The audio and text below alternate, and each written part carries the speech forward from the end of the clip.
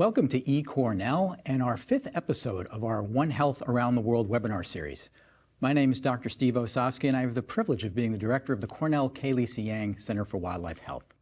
I want to thank you all so much for being here, and I want to thank Lisa Yang herself for her vision and her generosity.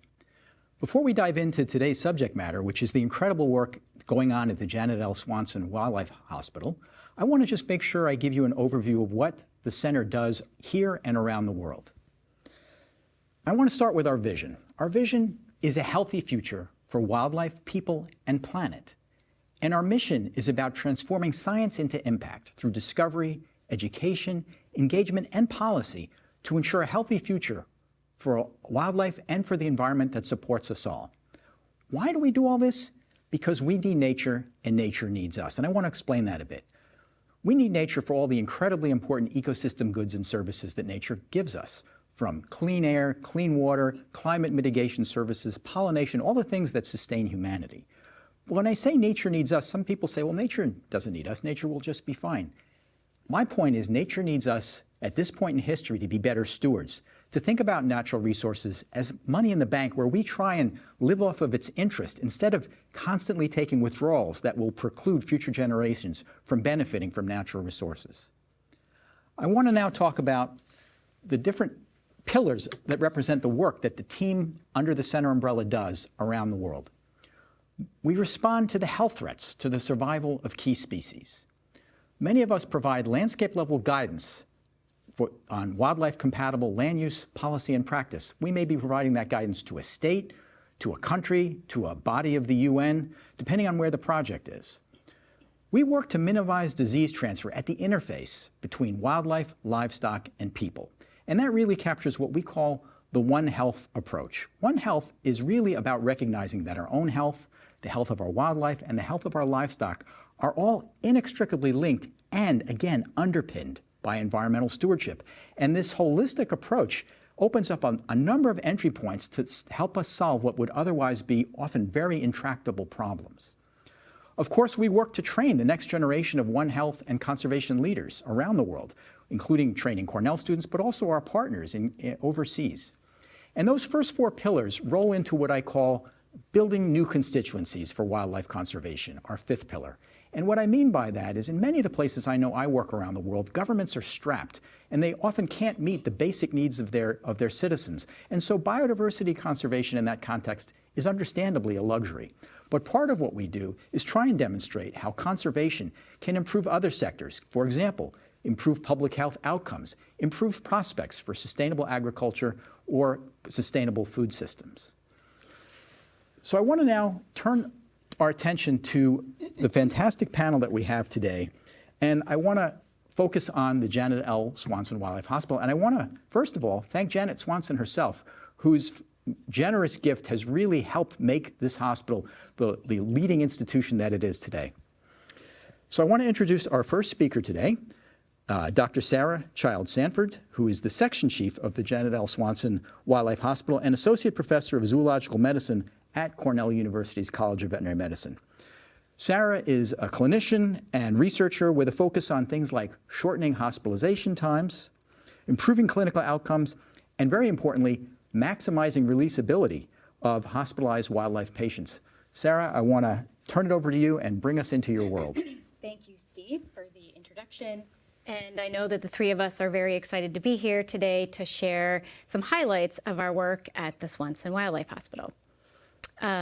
Cornell is actually one of only a few veterinary colleges in North America that have a hospital that's dedicated to wildlife.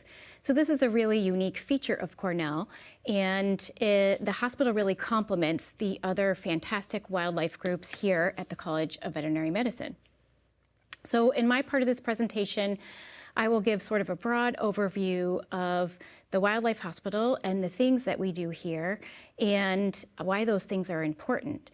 But before I begin, I'd like to acknowledge that our work is not done in isolation. We rely on generous supporters like Janet Swanson, whose donations make our life-saving work possible, on participants, on partners who participate in all of the steps that an animal goes through from the time that it's found until it's released back to the wild, and on collaborators who share and support our passion for learning new things and for teaching. So thank you to all of those people.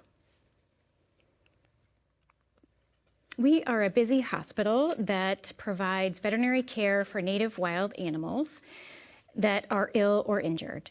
And we focus on medical and surgical decisions that have the best interest and welfare of that animal as the priority, and with the ultimate goal of releasing that animal back to the wild. But why is this important? What is the purpose of treating an individual wild animal? Does it have an effect on their population or that species conservation? And thankfully, research is increasingly showing that this is the case, that it does have an effect, but there's more to it than that. First and foremost, obviously, we want to address the pain and suffering of these poor, injured, and sick wild animals. They are truly helpless without an owner to advocate for them, and in most cases, without a chance of survival without intervention. And we want people to notice and to care about wildlife.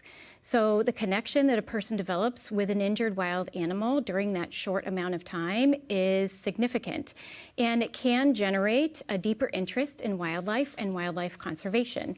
So we do definitely want to promote this compassion for wild animals by offering a place for people to bring these animals.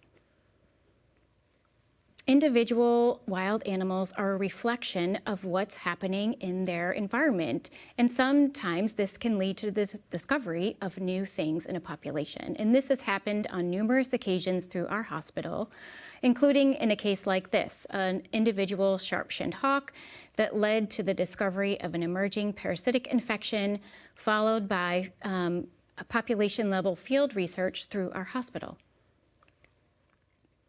And finally, we need to prepare. Wildlife is only under rapidly growing pressure, and we need to find innovative solutions to address these wildlife health challenges.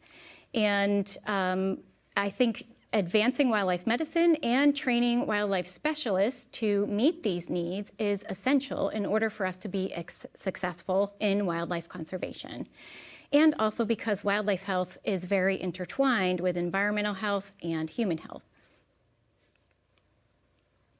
So with a core team of 3 faculty veterinarians, 6 of the very best veterinary technicians, and also assisted by lots of awesome Cornell veterinary students, we treat thousands of wild animals every year.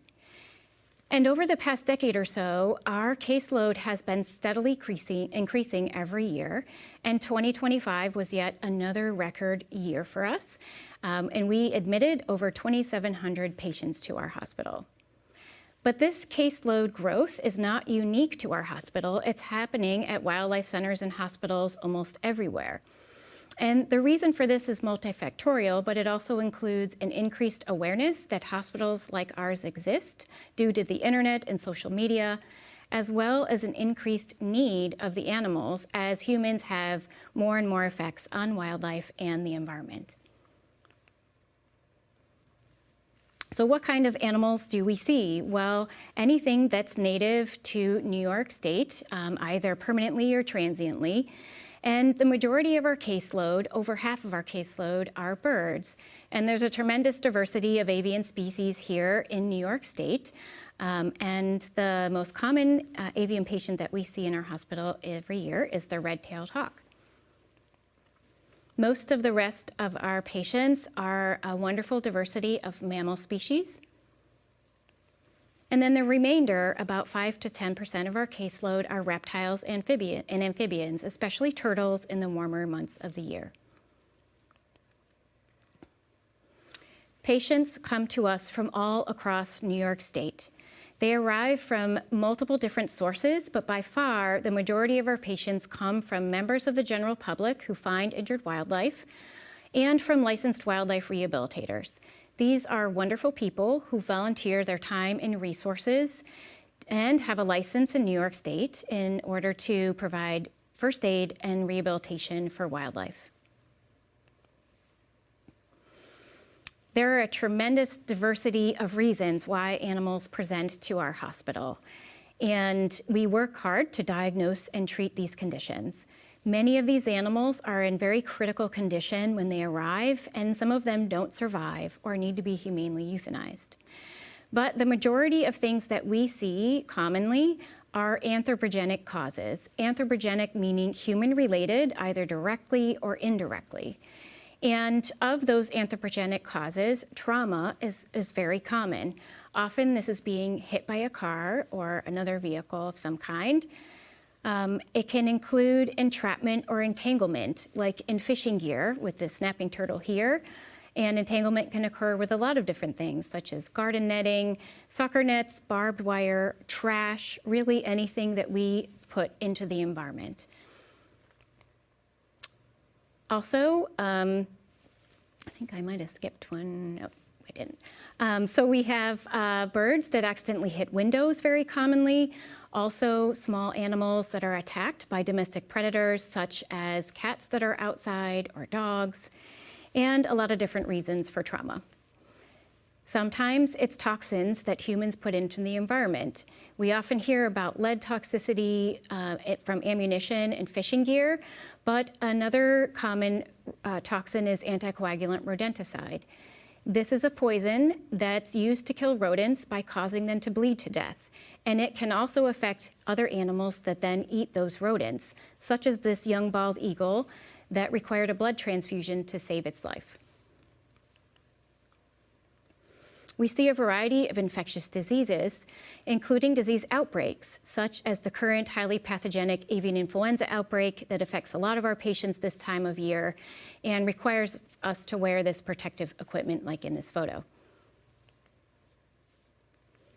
What kind of care do we provide for these animals? Well, any type of care that your pet can receive when you take it to the veterinarian, we can provide for wildlife.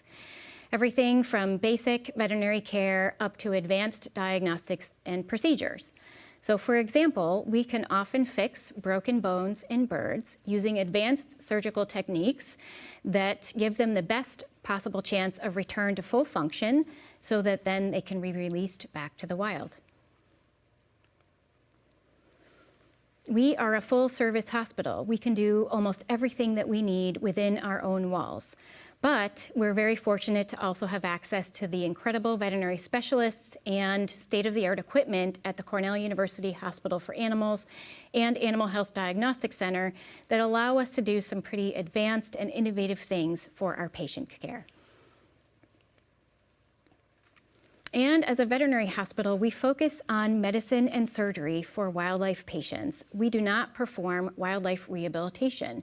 Instead, we partner with a fantastic network of wildlife rehabilitators across New York State who take these patients and then finish out any care they need and then get them in excellent shape for release back to the wild.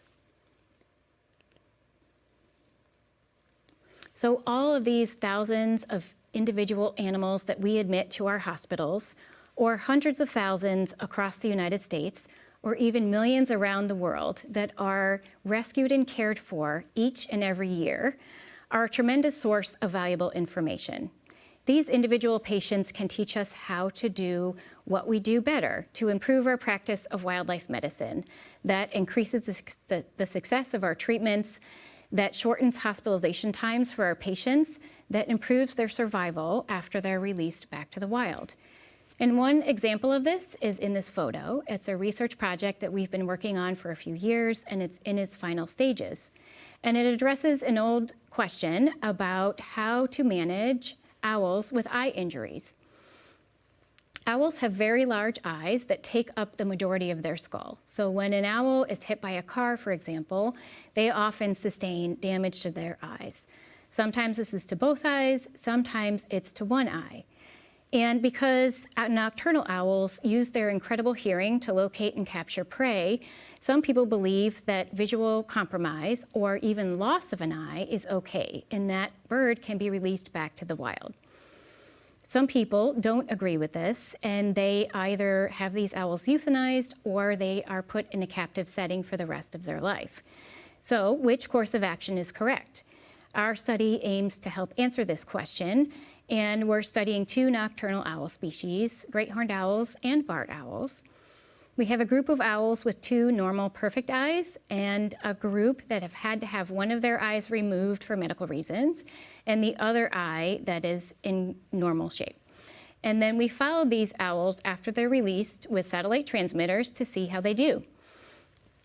And this research will help to inform medical and rehabilitation protocols for nocturnal owls with eye injuries. And this is a really common problem that we see. And so it has the potential to really impact the lives of many owls.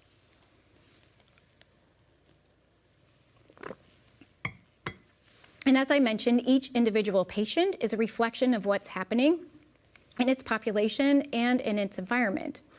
And so being vigilant and noticing what's happening with these individual animals can lead to the discovery of interesting things, such as how a disease is changing over time, or the discovery of a new disease.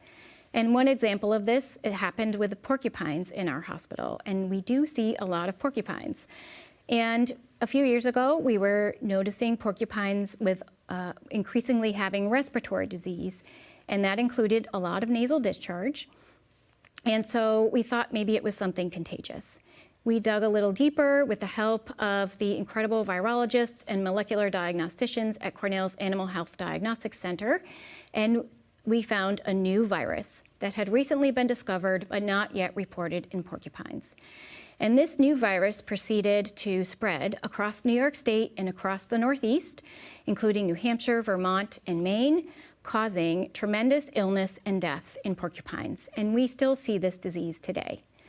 But another thing that's very concerning about this disease is that the virus does not behave like it's supposed to. So normally an adenovirus is species specific. So for example, the dog adenovirus may infect very closely related species such as coyotes, foxes, and wolves, but that's pretty much as far as it goes. In skunk adenovirus 1, which is this new virus that we found, this virus has been found in these species so far, many of which are not very closely related, including the porcupine, which is a rodent. And so it raises the question, how might this virus be affecting other species of free-ranging wildlife? So further research at Cornell and with collaborators has made progress in characterizing this emerging disease in porcupines, but also laying the groundwork for further research to better understand how this virus might be impacting free-ranging wildlife populations beyond porcupines. Another thing that is really important about these individual animals is that they are important for teaching. We have the opportunity to teach, which is a privilege we enjoy, but it's also necessary in order to shape the future of wildlife health. There is an increasing veterinary student interest in the field of wildlife health. So our hospital offers an inclusive and supportive learning environment for whatever level of interest that students may have in helping wildlife, no matter what career path they want to be on. And so in our hospital, students learn about veterinary care for native wildlife while also practicing skills that are applicable to any area of veterinary medicine, including critical thinking, technical skills, and clinical reasoning. And they learn to apply the knowledge on domestic animals that they've learned in the veterinary curriculum and adapt that knowledge to working with wildlife, while also learning about common wildlife diseases and current conservation topics. And we're so lucky to have student enthusiasm and energy around us all of the time, including the 20 to 30 veterinary students that work at the hospital, as well as the coursework that we offer, including a clinical rotation and even programs for veterinary technician students.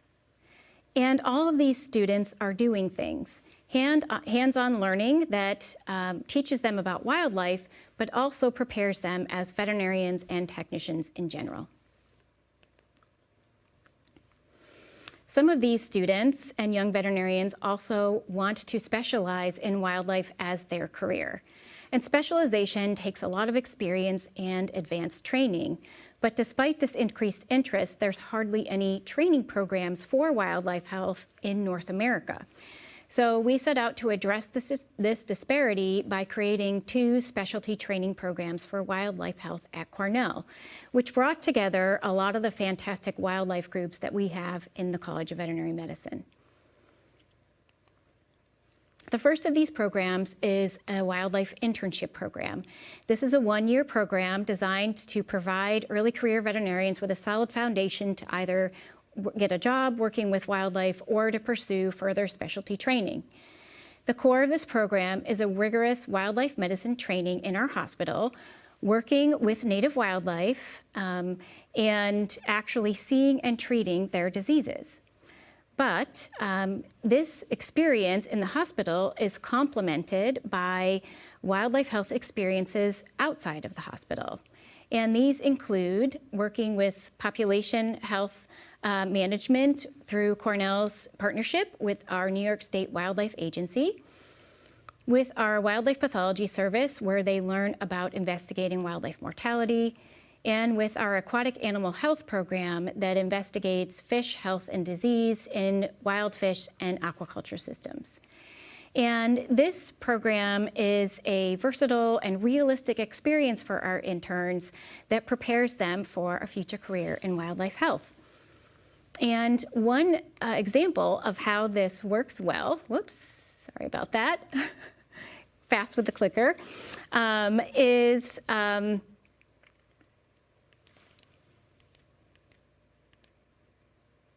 this right here. So our interns have the opportunity to work with free-ranging bobcats in our hospital. And these are not easy patients to work with. They learn about the diseases that wild bobcats have. They also administer and monitor anesthesia and learn about how to safely work with these dangerous animals in a hospital setting. So our interns got the opportunity to actually put this to the test in a field experience where they worked on a Cornell-based project monitoring health of wild bobcats in New York State.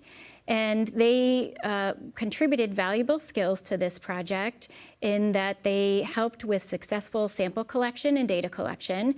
They were able to help keep these animals safe and healthy under anesthesia and also make sure the environment was safe for the humans working with these animals.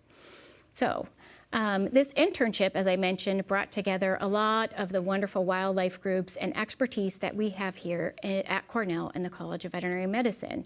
And it helped us realize that we have the ability to excel at training specialists and future leaders in the field of wildlife health.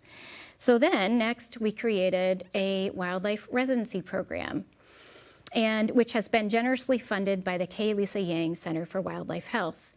And this is a 4-year program with the first 3 years that are very similar to the internship program, and a 4th year that it completes a Master of Professional Studies in the section of Natural Resources in Cornell's Ashley School. Additionally, this is one of only 3 residency programs in North America that is approved by the American College of Zoological Medicine, which is the specialty organization for wildlife health. So our trainees will be well prepared and well equipped, no matter where their career in wildlife may take them, to provide the best medicine and decisions about the health of wild animals. And at the heart of all of this, no matter how big the impact, how much work it takes, or how many people involved, is that individual wild animal patient. And I know I speak for us and all of our staff at the Wildlife Hospital that it is such an honor for us to be able to work with these amazing creatures every day.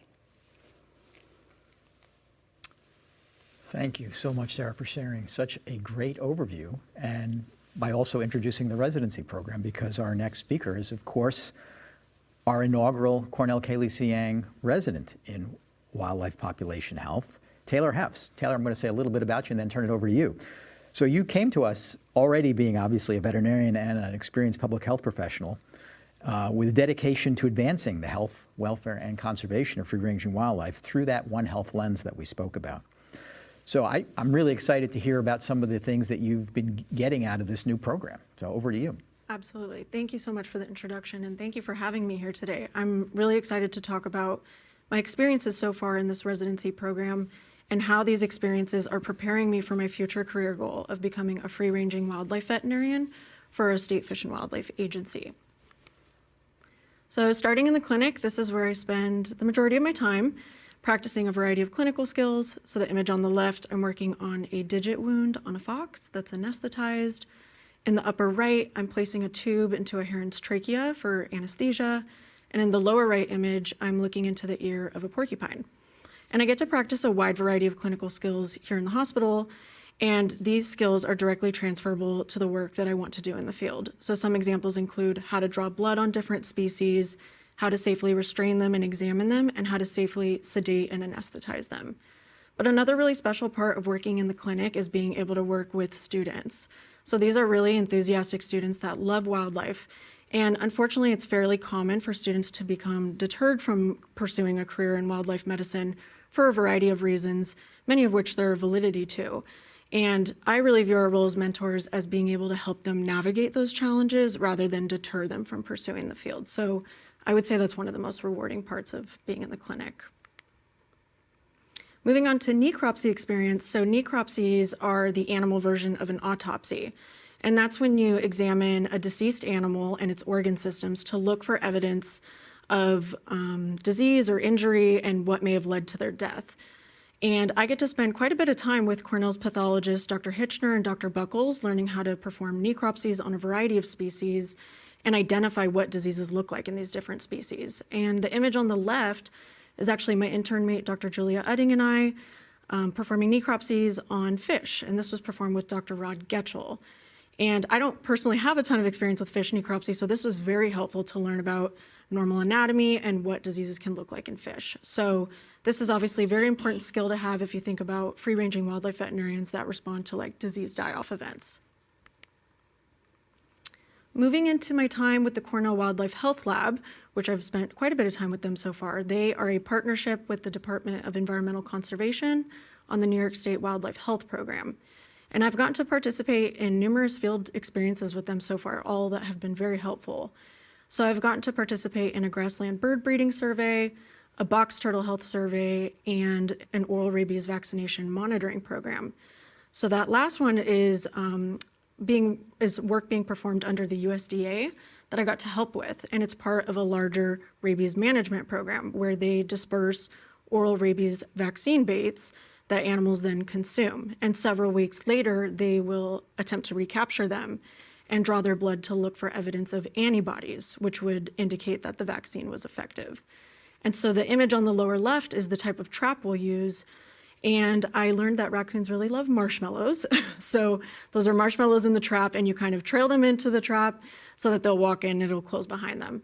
And then the image on the right is me with a USDA employee showing me how to use the metal instrument to safely restrain a fox in the back of that trap so that I can safely inject it with a sedative medication.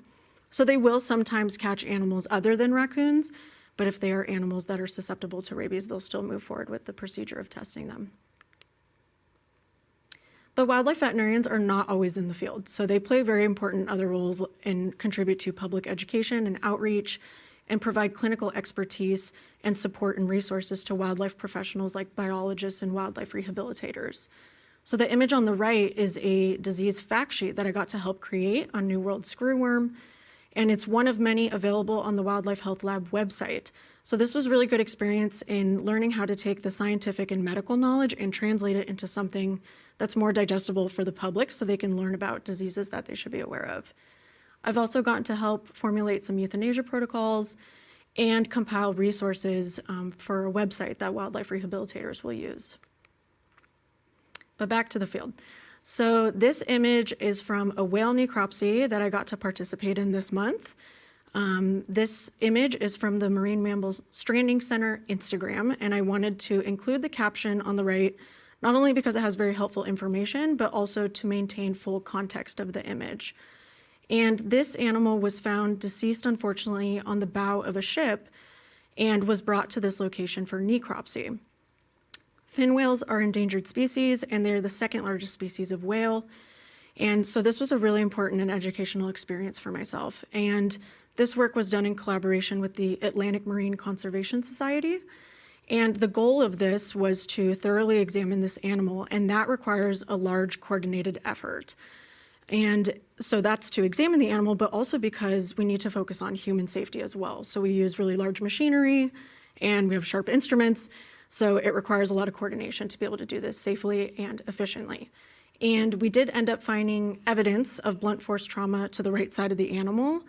And we did collect many samples to bring back to Cornell so that they could be examined by veterinary pathologists to look for evidence of disease or injury when examined under a microscope. This is the team that got to attend the necropsy with Dr. Jennifer Bloodgood in the middle. She's the veterinarian for the Wildlife Health Lab and one of my main mentors. And we also got to bring veterinary students and our anatomic pathology resident, Arthur. And it's always just very nice to bring a diverse group of people and learn from each other's experiences. And I'm just really grateful that we were invited to this.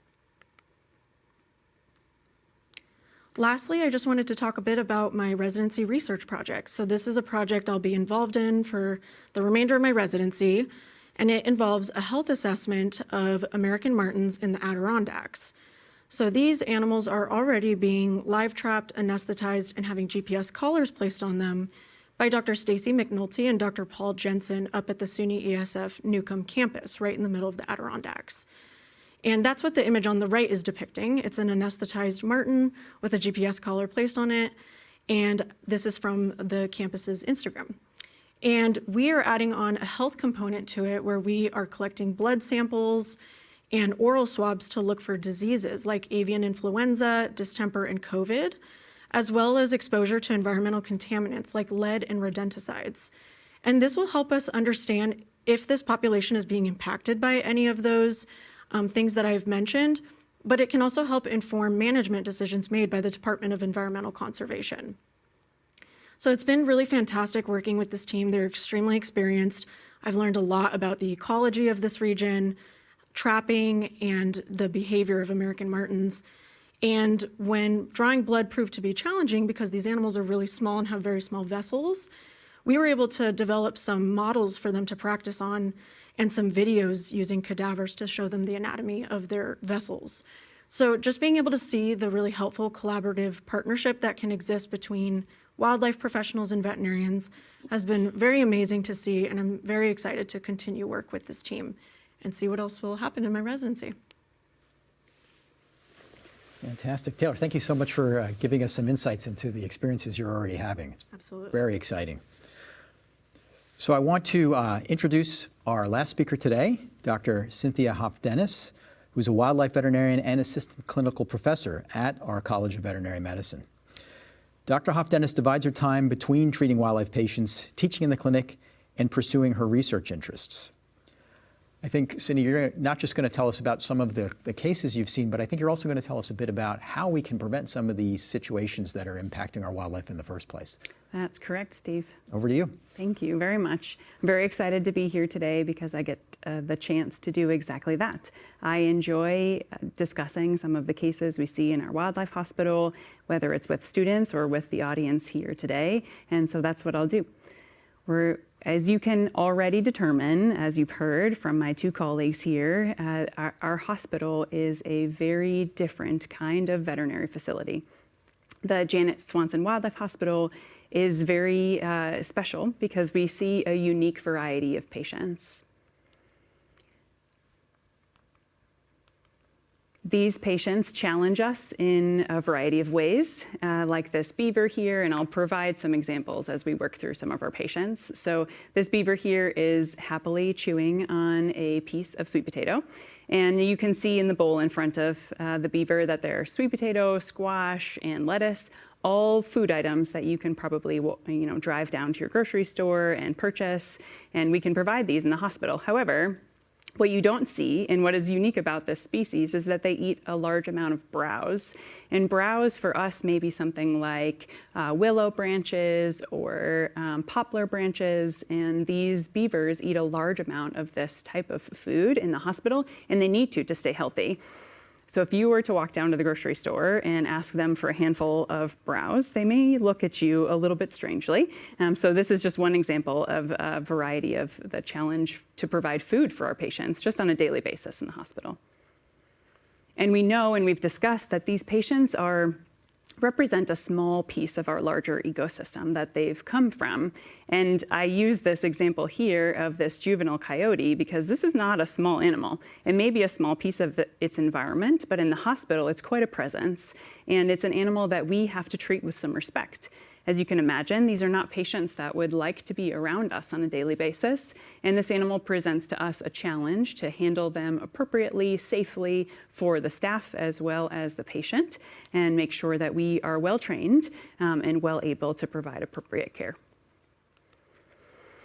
So now I will get into some very specific cases, and I'll talk my way through a little bit of their natural history, a little bit of the challenge that they present to us in the hospital to provide appropriate care, and a little bit of why they came to us. And then, yes, Steve, of course, I will provide a little bit about what you might be able to do to mitigate some of the challenges that our wildlife are facing in each of these very specific examples. So first, we meet a male hooded warbler. So this beautiful bird here is small. To give you some indication of how small, it's only about 5 inches long from the tip of its beak to the tip of its tail. And that's about the size of, today's everyday cell phone face. You're walking around with it in your pocket probably right now. And it's only about 10 grams in weight.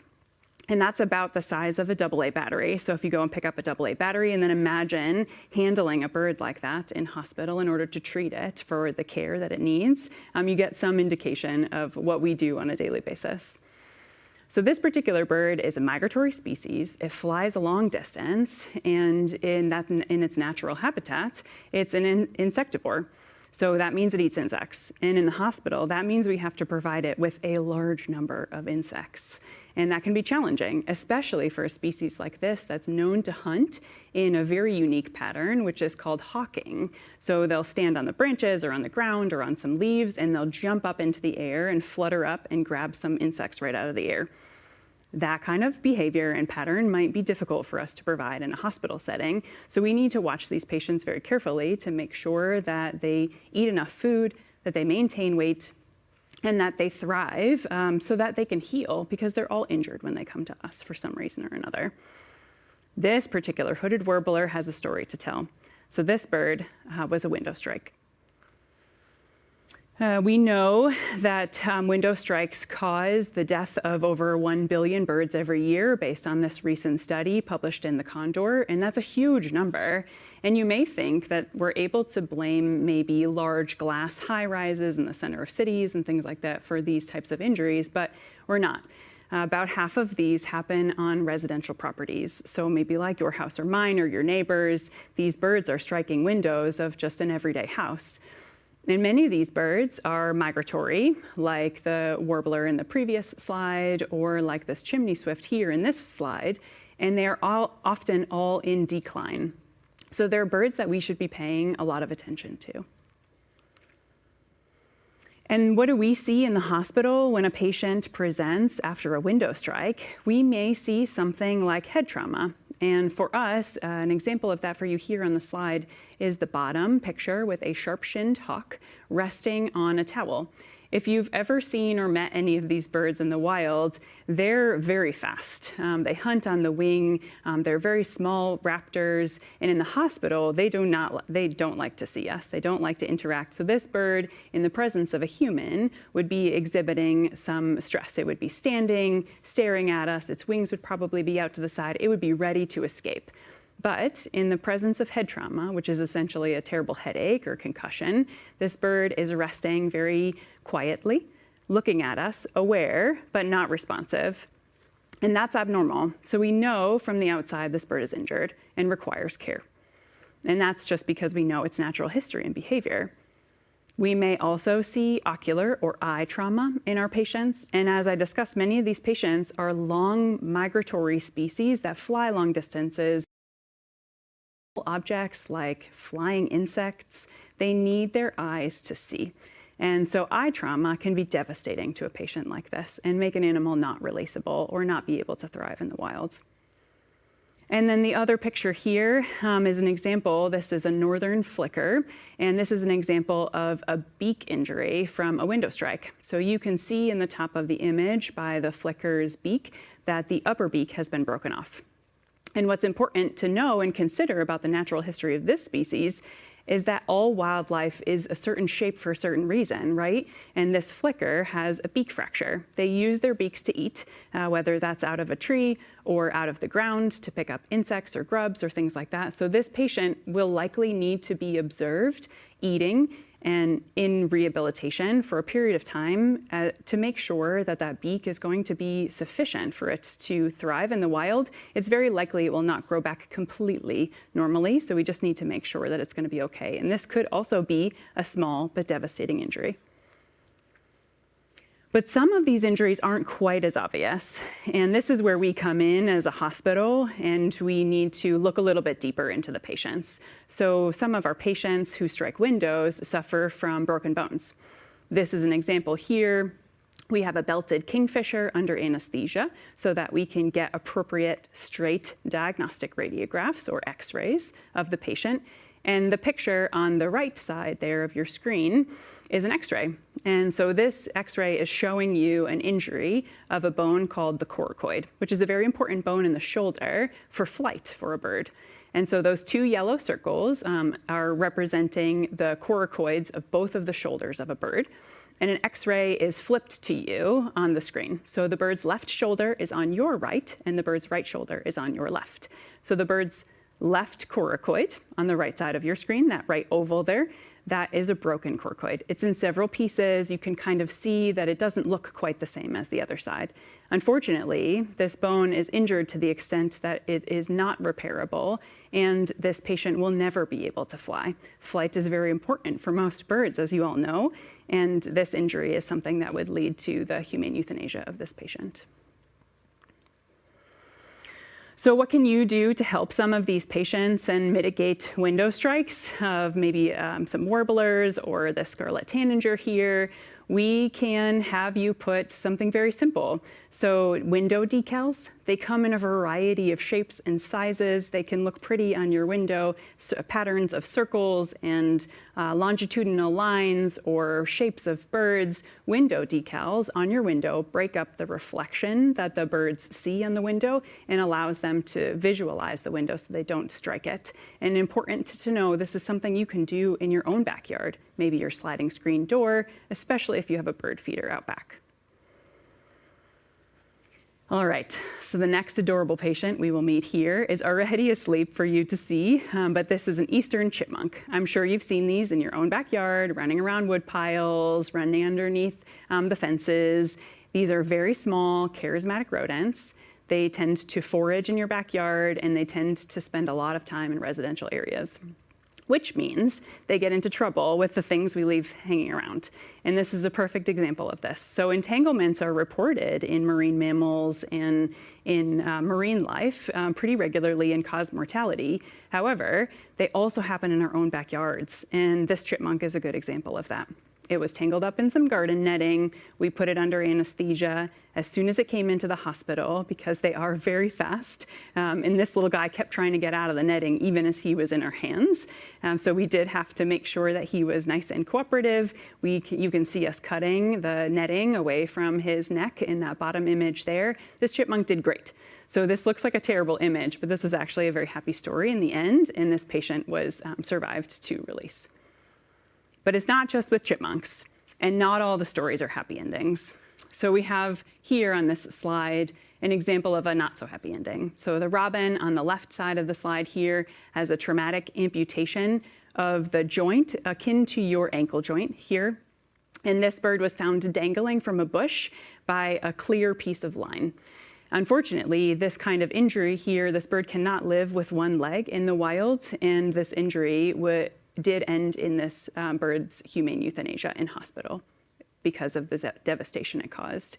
On the right is a happier story. This is a juvenile starling. And you can see it's a baby because it has little tufts of feathers coming off the top of its head. And this guy was found hanging from the roof of a barn by the filament that you see tangled around his left leg there. And that ended well, but that was because intervention happened very quickly. Somebody saw this occur and saw the bird dangling and then brought it to us for care. Fishing entanglement, which was mentioned previously, I just thought this was a very good example to kind of drive it home how devastating this can be. This is a Canada goose that was entangled in fishing line and also had a hook through its foot. You can see the damage caused by the line in both of the legs. There's a portion just above the foot where there's kind of pinching of the skin. So this line tightens over time as the bird tries to move or get away or live its normal life. And this causes damage to muscles and tendons and nerves, and if you wait long enough, to the bone itself. And these are patients that would succumb to their illnesses and injuries in the wild if care was not sought. Even with some cases like this that are this devastating, these patients often require euthanasia because we cannot save the ability to move the legs or move the feet. This patient had a happy ending, but I just wanted to show you how terrible this can be because I think we can do something about it. So this turtle here was also caught by another fishing hook here.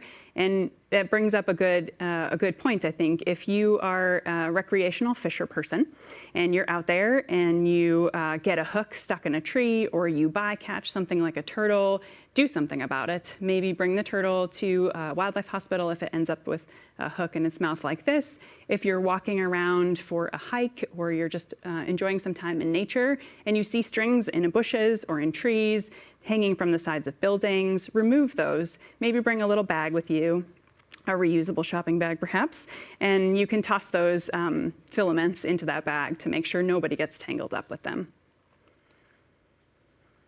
So our next patient here, we'll keep rolling through, is an adorable American robin. And this is a juvenile robin. Robins are very commonly found in your own backyard. You probably see them as a harbinger of spring. They're out there eating worms. In the wintertime, they can be found in large flocks in trees and roost in flocks of about 250,000 birds, which is impressive. They're very sociable, and they are also, in this particular example, they're found around our houses frequently, which means that they often can come in contact with cats. This robin here is providing you with an example of what a cat-caught bird can look like. And we know that cat-caught or cat interactions are the second greatest cause of avian mortality in a recent study done at the Wildlife Center of Virginia. And we see the same thing in our hospital. This robin here has a very unusual looking growth underneath its chin and then in front of its left leg, and those are bubbles of air. And those air bubbles are an indication that the cat punctured the bird's respiratory system and there's air leaking underneath its skin. This is important because it's very challenging for this patient to eat, to get around, but also because it's evidence of a deeper seated infection. So the cat's tooth went into the bird's body with the bacteria it carried, and these are challenging cases to treat because these deeper infections can be devastating. But it's not just birds. Of course, we know that small mammals and even snakes can be caught by cats too. Really anything in your backyard that's not fast enough to get away, because we know cats are natural predators. They're very good at what they do. And so I think the message to take home here from these presentations is that perhaps we could think of a different way to enrich our cats. Instead of letting them out into the outdoors, maybe think about a catio or a cat patio so that they can see what's happening in the wild but not attack some of these vulnerable species, or perhaps a leash walk, as challenging as I know that can be with some cats, but it's a better controlled situation, and then we don't have these animals being injured, brought to us, or even dying in the wild, which I'm sure many of them do. Alrighty, our second to last case here is a northern harrier. This species right here is a medium-sized raptor, just a little bit smaller than kind of the average red-tailed hawk you may see on a normal basis. These species are very impressive aerial predators. This is a male because it's a steely blue-gray color. and they hunt in grasslands and wetland areas that are highly privileged sites that are very important for a variety of other species' well-being. They are ground roosting birds, and they nest on the ground too. And they're unfortunately in decline. So the North American Bird Breeding Survey has found that they have declined by about 30% from 1966 to 2019. This particular patient presented to us found just down, that's a common presentation that we get, a description. It didn't have any obvious injuries or fractures, and we found on basic exam that the bird was severely anemic. So, based on its diet of rodents and its severe anemia, we concluded on diagnostics that it was exposed to anticoagulant rodenticides. We've discussed these previously in this talk with you today, but they're toxins targeted to mice and rats, and they can cause secondary intoxications to the birds of prey that eat those mice or rats that have eaten the bait. And so that's what we mean by secondary intoxication. And it is common. We've done a study out of our hospital. Over half of our local red-tailed hawks have anticoagulants in their system. And the anticoagulant rodenticides that they have in their system are second generation, which is a classification by the EPA. We know that they're dangerous because they last a longer time in soft tissues, and we know that they can cause clinical signs in our birds, like this red-tailed hawk here receiving a blood transfusion for its severe anemia. But what's concerning about this northern harrier that we saw earlier is that that's a privileged site. This is not a bird that hunts around buildings or close to structures. This is in the grasslands and wetlands. So these rodenticides are making their way out into these larger landscapes. So I think we can be more responsible about this. I think we can consider prevention and making sure that we try other ways to mitigate rats and mice in our house. And that might be something like sealing up areas that we know they may be coming in, or being clean and tidy about food or water sources that they might be utilizing inside of the house, or even thinking about live traps. So the last patient we'll talk about here is a snowy owl. It's the largest owl in North America by weight, and it spends its summers as far north as the Arctic Circle. They migrate, and they come down towards us in the winter times, and they hunt on the wing, similar to the harrier. They're also a very agile owl species, and they are also in decline. This owl here is the same as in the previous slide, and it was hit by a car. So vehicular collisions are common for us to see, and based on the U.S. Fish and Wildlife Service data, they are in the top 5 threats of birds in North America. And this bird required quite an advanced orthopedic procedure and rehabilitation afterwards, because it has a fracture in its wing, circled there in red, very close to its shoulder. And if you feel your shoulder and your upper arm, you would feel that there's a lot of muscle there. This is the humerus, and that is what was broken in this bird. So these advanced procedures and surgical procedures in patients like this often require advanced treatment afterwards. And this is one area that our hospital is striving to set standards of therapy for. So we've published a management protocol for early postoperative avian wing fractures, because we feel that some of these complicated injuries, or even just basic fractures and repair, can benefit from some techniques that are commonly used in small animal sports medicine, such as icing therapy or range of motion and early movement. This video that I have here is a slightly more advanced technique, and this is electrical stimulation of an eagle's wing that had an injury, a luxation or a dislocation of its elbow. And this eagle's wing required much more sensitive exercise in hospital. We were not able to let it exercise on its own initially, so that we could maintain the integrity of its muscle. So this is just a little bit of stimulus on the muscle, a little bit of electrode stimulus to allow it to bring its wing back into its body, so that when it was ready to exercise on its own, it was still strong and functioning.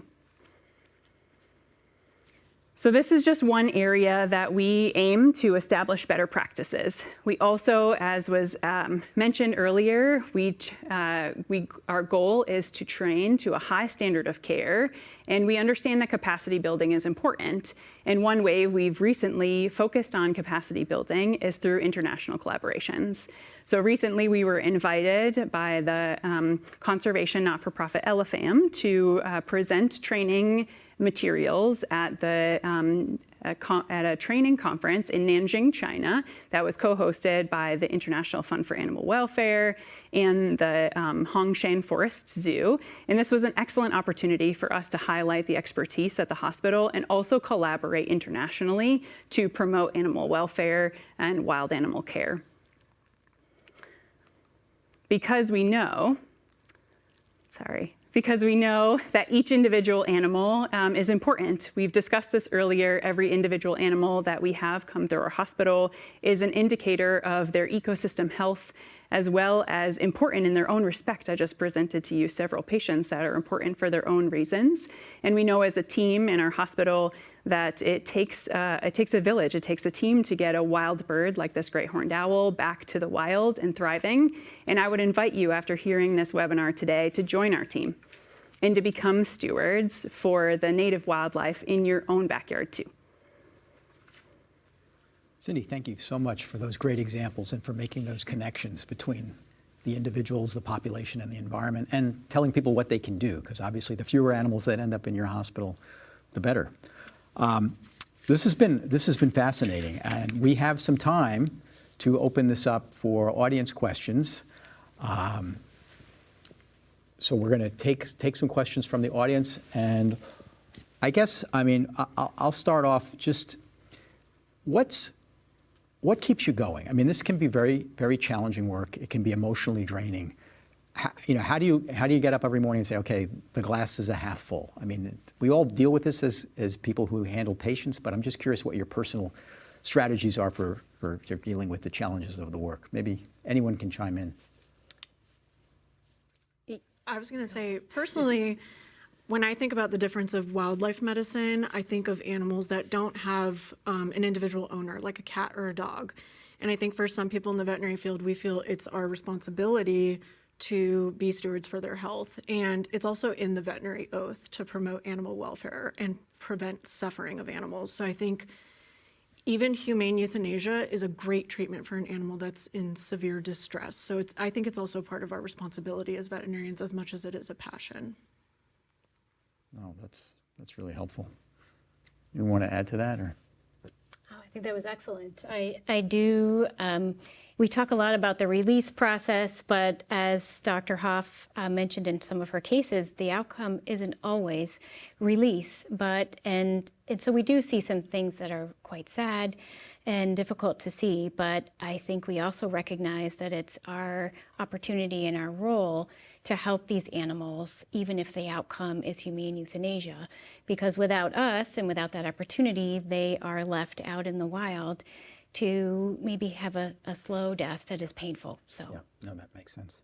We have a question from Art, who wants to know if the Swanson Wildlife Hospital has conducted other research related to post-release outcomes that inform decision making. I'll let you take that one.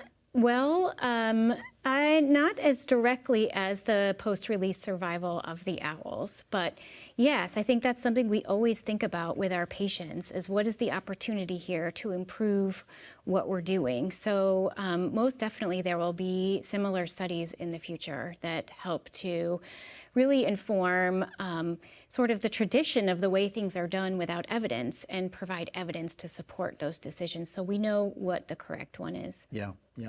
I mean, my understanding is you guys are on the cutting edge in terms of the rodenticide poisoning issue, where up until recently it's been very difficult, if not impossible, to diagnose this in a patient before they're dead, given the type of samples you've needed. But you're doing some research now to be able to do a bird-side test, is that right?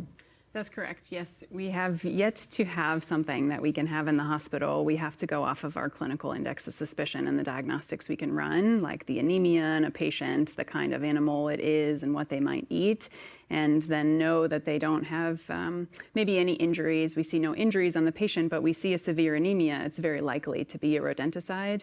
And we can test their liver, but testing the liver of an alive patient that has a bleeding disorder is a very risky thing to do. And so we are working to have a better idea of how to diagnose this in hospital. We've yet to come to a conclusion, but yes, we're certainly digging. Yeah, No, that's important work. Yep. We have a question from Jessica, who identifies herself as a newly minted licensed wildlife rehabilitator. And her question is, if we run into a species that is threatened, who should we be sharing data with? And what does the relationship between wildlife rehabilitators and the Swanson Hospital in terms of covering the costs of care? Yes, so threatened and endangered species need to be reported to your state's wildlife agency. So in New York State, that's the Department of Environmental Conservation. And we have actually worked with rehabilitators on some of our research studies, collecting information or data that they have. So we definitely let rehabilitators know when we have an opportunity for data collection in that way.